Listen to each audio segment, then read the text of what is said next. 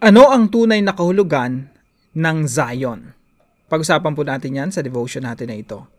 Magandang araw po sa bawat isa sa inyo. Welcome back to our 365 Daily Devotions Seminar Edition. Binabati ko po muna si Ma'am Lisa Jacinto, Shirley Gigante, and Kate Spadebos. Maraming salamat po sa inyong pagsubaybay at mga comments dito sa ating mga devotions. Now, yung topic po natin ay Zion. Medyo mahaba po ito. Ito po yung isa sa pinakamahirap kong devotions na ginawa kasi hindi ko alam paano siya paikliin. Kaya po nilagyan natin ng part 1 and part 2. So, maganda po itong talakay nito. Medyo malalim lang. So, brace yourself, no? At ituon natin yung mga sarili natin, atensyon sa devotion natin na ito para mas maintindihan po natin. Medyo mahirap lang po kahit sa mga seminaryan. Kasi maraming mga verses po talagang involved dito. So, Zion in Scripture often refers to Jerusalem, the city of David, the Temple Mount, and the dwelling place of God's presence. So, kung nakikita niyo po itong wallpaper natin dito, no? Ito po yung Jerusalem, tinatawag rin itong City of God. Makikita rin natin dito yung Temple. Tapos sa pangunawa nila during the time sa Old Testament, dito na ninirahan yung Diyos. Dito sa, kumbaga yung presensya ng Diyos nandito sa Holy of Holies, dun sa pinakagitna ng templo. So, ito tinatawag nila tong Zion. Yet, the prophets look beyond the earthly physical city to a greater spiritual reality. Ano po ibig sabihin nun? Yes, merong physical, historical na city of God, city of David, Zion, pero merong spiritual reality. Ibig sabihin, hindi pa yan yung final. Merong future na mas maganda pa dyan. So, sabi dito, yet the prophets look beyond the earthly physical city to a greater spiritual reality, God's eternal dwelling with His people. In the New Testament, Zion is fulfilled in Christ, the cornerstone of God's temple, and in His church, the New Covenant community. In other words, Zion is a historical city that finds its spiritual meaning and fulfillment in the church, the temple of the Holy Spirit, the New Jerusalem, and the city of God. According to Isaiah chapter 2 verse 1 to 4. Ito po ay babasahin natin ng mabilis lang. Tapos, ito po yung pang part 2 natin bukas, no? Talakayin po natin ito. So, this is what Isaiah, son of Amos, saw concerning Judah and Jerusalem. In the last days, sa mga huling araw daw po, the mountain of the Lord's temple, yan yung Zion, will be established as the highest of the mountains. It will be exalted above the hills, and all nations will stream to it. Yung mga nations, dadagsain yan. Many peoples will come and say, come, let us go up to the mountain of the Lord, to the temple of the God of Jacob. Kung makikita niyo po, no, mountain, temple, isa lang po yung tinutukoy. Ito lang po, no. Then sabi dito, He will teach us in His ways, so that we may walk in His paths. The law will go out from Zion, the word of the Lord from Jerusalem. He will judge between the nations and will settle disputes for many peoples. They will beat their swords into plowshares and their spears into pruning hooks.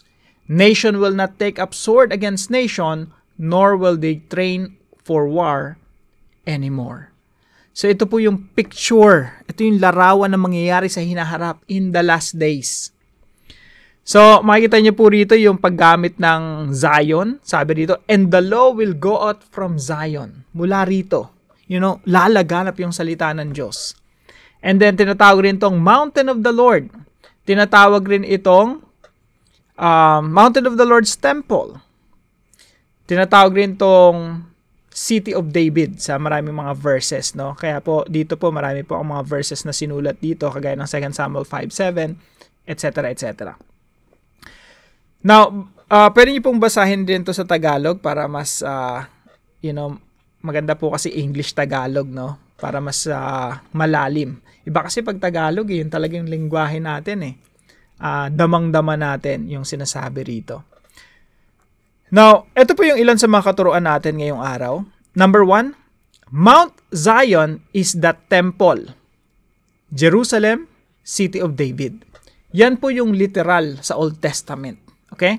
Yung point number 1 natin, ito yung Old Testament Mount Zion. Literal pong may templo, tinatawag ng Temple Mount, tinatawag na Jerusalem, tinatawag na City of David. Okay?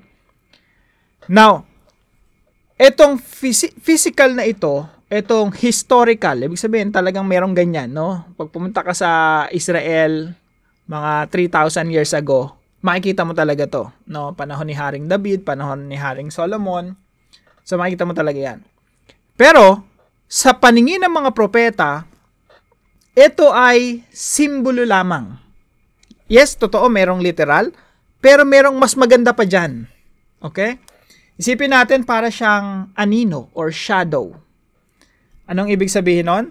Yung shadow, ako, pag nilagyan mo ako ng flashlight dito, may anino ako doon sa likod ko, no? Yung anino ko, mababalangkas mo yung itsura ko, ay, kaya minsan makikita natin, anino pa lang ng anak natin, alam na natin, no? Pero yung anino na yon, hindi yun yung reality. Ano lang yan? Anino lang. Yung reality, yung anak mo, yung tao, no? So ito, parang anino lang, shadow of what is to come, no? Parang picture lang, larawan. 'Di ba? May mga picture tayo sa Facebook. Picture lang 'yon. Pero ikaw yung reality. Ito, picture lang. Meron pang reality diyan. At ang reality po diyan, ito na po yung point number 2 natin. Mount Zion in the New Testament is the church. New Jerusalem, City of God. Okay? Parang mahirap yata. Parang, what is going on here, no? Now, simple lang po kasi yan. Mga kapatid, sa Old Testament, pag binabasa natin yung Old Testament, isipin natin, shadow yan, no? Isipin natin, anino yan. Yung New Testament, yung reality. Yan yung realidad. So, kung merong templo, literal na templo sa Old Testament, pagdating sa New Testament, ang interpretation, yung totoong templo, ay walang iba kundi si Jesus Christ and the church. Kaya po makikita niyo po rito sa 1 Corinthians 3:16, 2 Corinthians 6:16, sabi dito, "Don't you know that you yourselves are God's temple and that God's Spirit dwells in your midst?"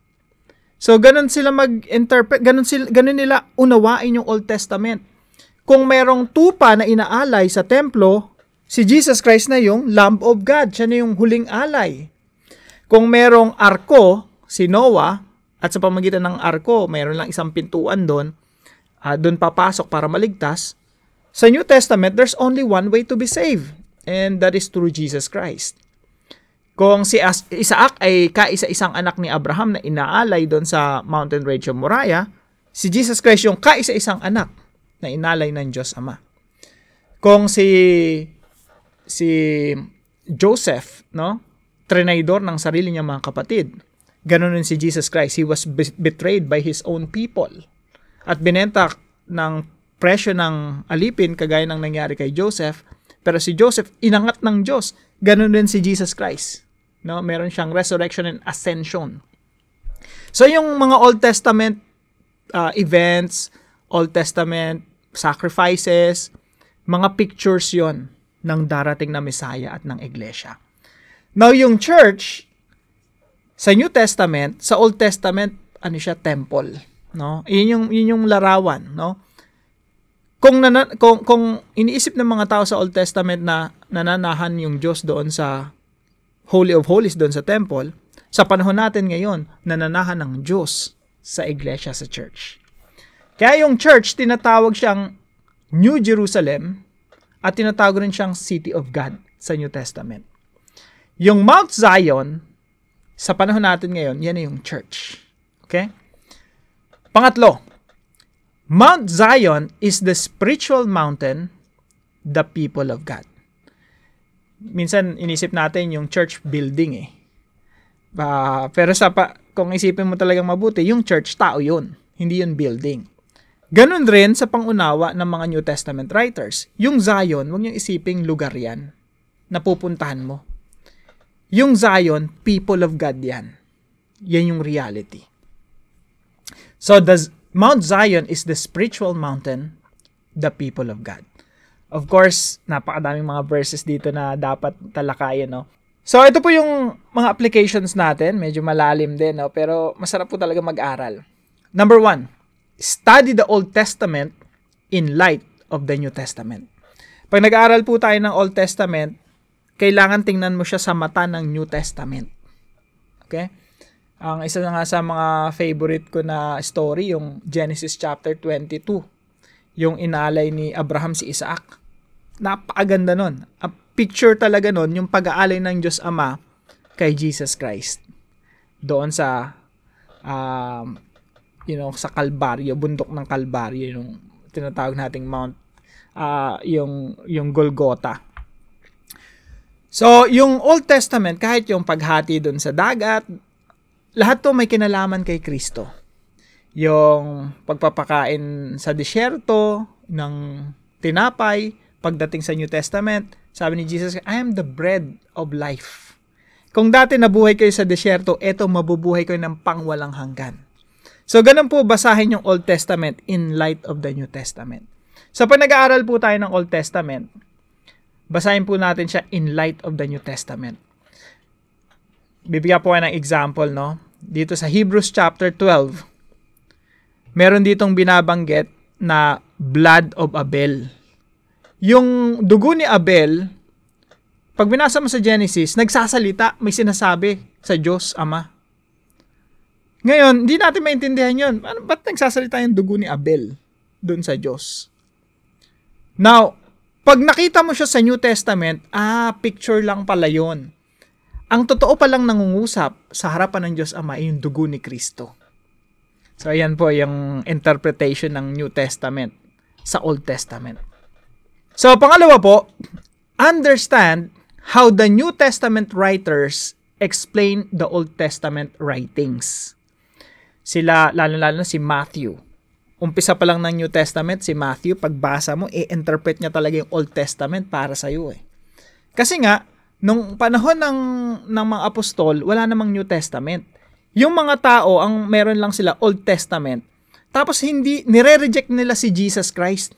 Kasi nga hindi nila makita doon sa Old Testament si Jesus eh. Kaya pinapaliwanag ng mga apostol, hindi niyo ba nakikita si Jesus lahat yan eh. Papaliwanag namin sa iyo. Kaya nga sinulat yung Matthew, Mark, Luke, John, hanggang Book of Revelation. Ini-interpret nila yung Old Testament in the light of Christ. So understand how the New Testament writers explain the Old Testament writings. Pangatlo po, discover how King Jesus and His people, the church, fulfill the prophecies of the Bible. Alam ba natin mga kapatid, na tayo ay fulfillment, katuparan ng mga propesiya sa Bible, maging sa Old Testament. Tayo yung nilook forward ng mga propeta. Yung mga, ikaw Pilipino ka, ako Pilipino, nakakilala kay Kristo. Nakikita na nila ng mga propeta sa Old Testament that someday the Gentiles will come to know the Lord. Yung dadagsain yung Zion ng mga hintil, mga hindi Hudyo, tayo yun nakasama doon sa mga sumasamba kay Yahweh. Explain natin yan bukas, no? So, discover how King Jesus and His people, the church, fulfill the prophecies of the Bible. Tayo nga yung mga anak ni Abraham sa pananampalataya. Parte yun ng katuparan. Tayong nakita ni Abraham ng mga bituin sa kalangitan. Nasabi ng Diyos sa kanya, Abraham, ganyan karami ang iyong magiging anak. Tayo po yun mga anak ni Abraham sa pananampalataya. Now, para po sa ating discussion, why is it important to interpret the Old Testament using the New Testament? Tayo po yung manalangin. Lord God, thank you for revealing the beauty of Mount Zion through your word. Once the temple in Jerusalem and the city of David, Zion now finds its fullness in your church, the New Jerusalem, the city of our God. Help me see that Zion is not just a place, but your people, gathered in Christ on the spiritual mountain of grace. Teach me to study the Old Testament through the light of the New, to understand how its promises bloom in Christ, and to marvel at how King Jesus and His church fulfill your ancient prophecies. In Jesus' name, Amen and Amen. Maraming salamat po kay Mandy na partner po natin sa devotion natin in the past hanggang ngayon. So, thank you po sa inyo. Now, kung kayo po yung natutunan sa devotion natin na ito, ipalam nyo lang po sa comment section right below this video. And please don't forget to share this devotion to your family and friends. Magandang umaga po sa bawat isa sa inyo. See you po tomorrow 5 a.m. dito sa ating Daily Devotions.